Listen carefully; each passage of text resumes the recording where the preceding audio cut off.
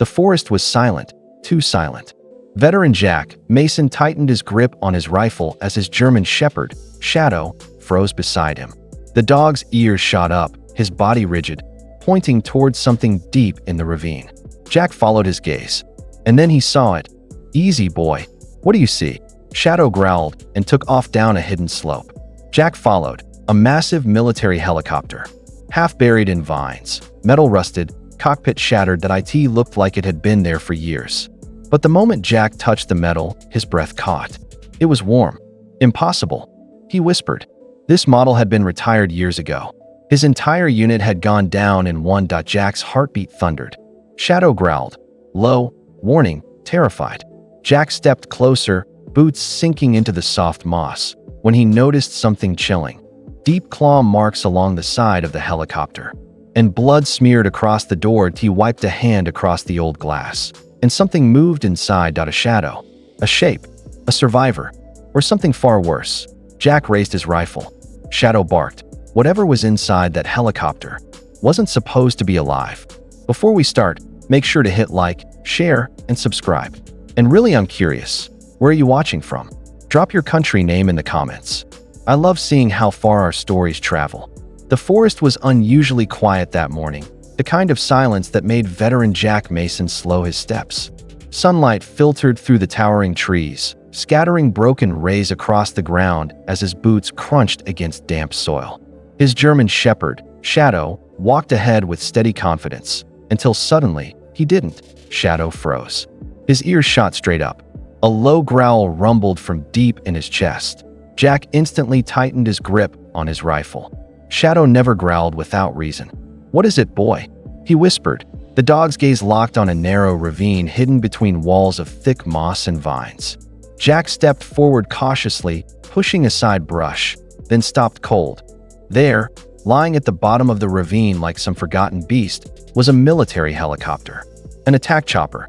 One he recognized. Its metal skin was rusted and covered in vines, its cockpit shattered, its tail half buried in dirt. It looked abandoned for years. Except the engine casing was warm. Jack crouched, his heart pounding. "That's impossible." Shadow growled louder now, circling the edge of the ravine. That's when Jack noticed the marks, long, jagged scratches across the helicopter's side. And blood, smeared in a desperate trail toward the open door. Jack lifted his rifle. Shadow barked sharply. Something, or someone, was still inside.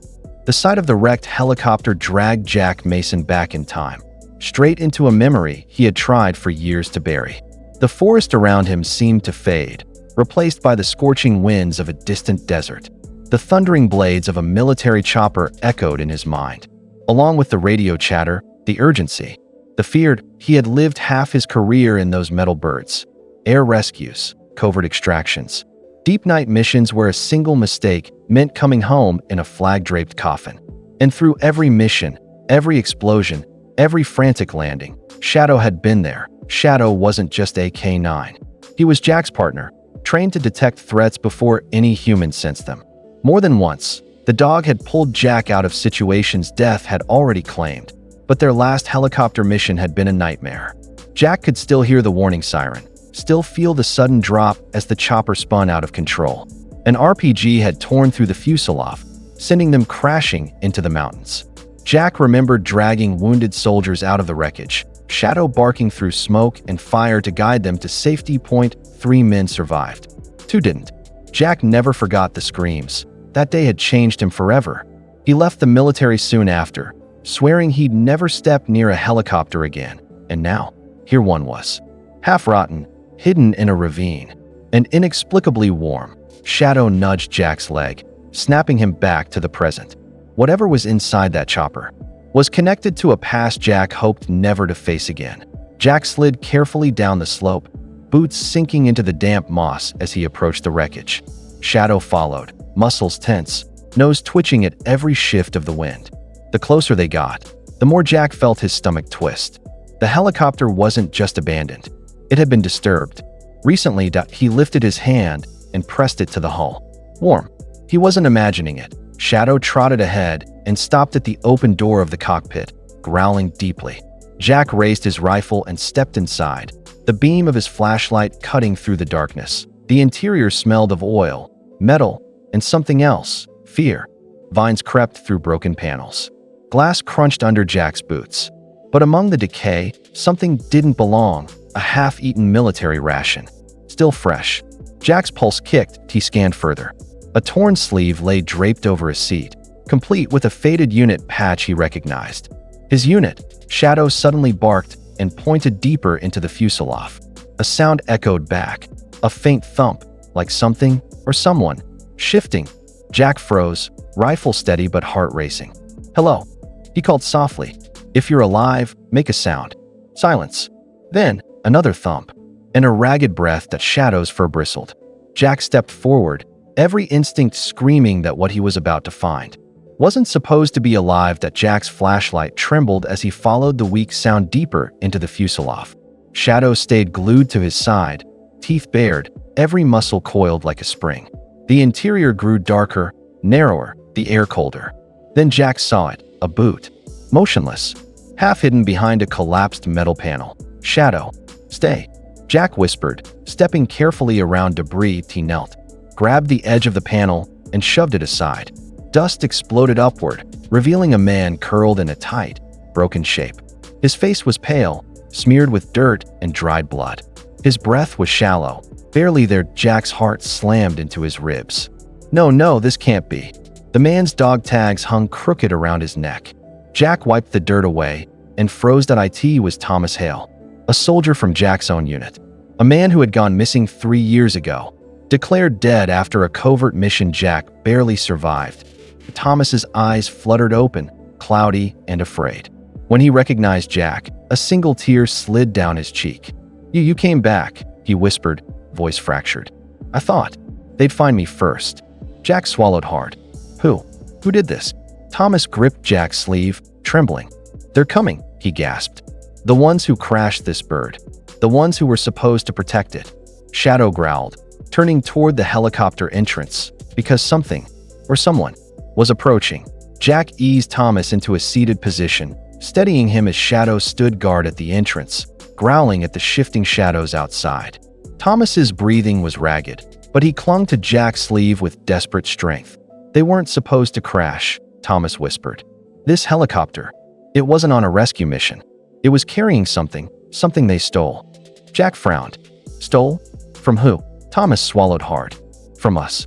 From our own unit.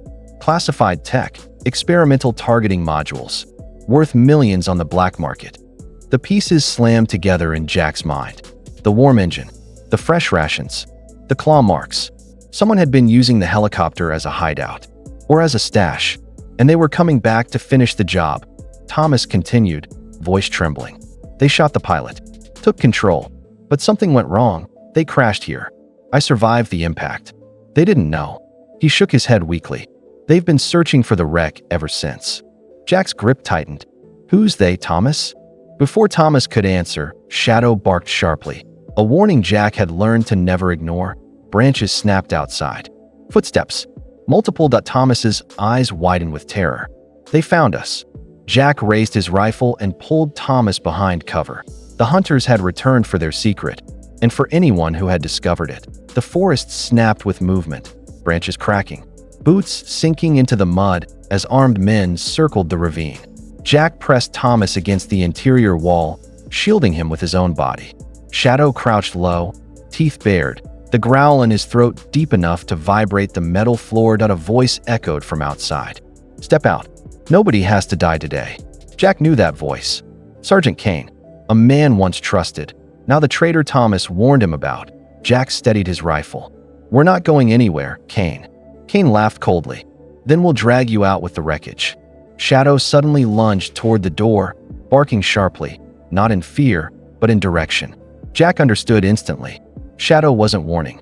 He was giving orders. "Thomas, stay behind me," Jack whispered. Jack kicked open the side hatch, using the helicopter as cover, firing precise shots that pushed the attackers back. Kane's men scattered, surprised by the counterattack. Shadow darted through the brush, flanking them with military-trained precision. Sirens wailed in the distance, growing louder. Thomas managed a weak smile. "You called backup?" Jack shook his head.